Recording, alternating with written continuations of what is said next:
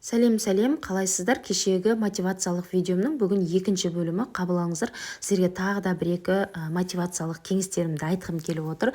Қыздар, осылай үйдің шаруасы, бала-шаға деп ешқандай дамымай, алға жылжымай, білім алмай, ешкіммен шаруаңыз болмай, әйтеуір осы үйдің жұмысымен-ақ миыңыз ашып жүрсеңіз, адамдар сізді ешқандай да сөз етпейді. Себебі сіздің өміріңіз қызық емес та оларға.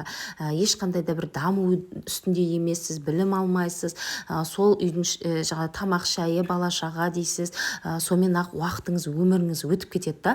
Бірақ сіз қиналған сәтте, ауырған сәттеріңізде ешкім де сіздің жағдайыңызды да сұрамайды, сізбен шаруасы да болмайды, көмектеспейді де.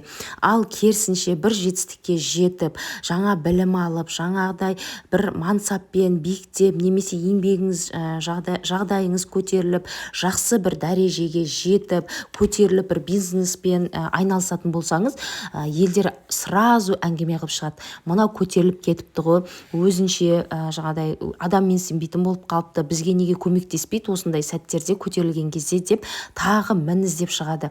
Адамдар сол үшін анау не дейді, мынау не дейді, ұят емес пе, ел не дейді деп өмір сүрмеу керек. Өз жүректеріңізді тыңдай біліңіздер. Тағы да сіздерге айтқым келіп отыр. Себебі маған көп хаттар келеді.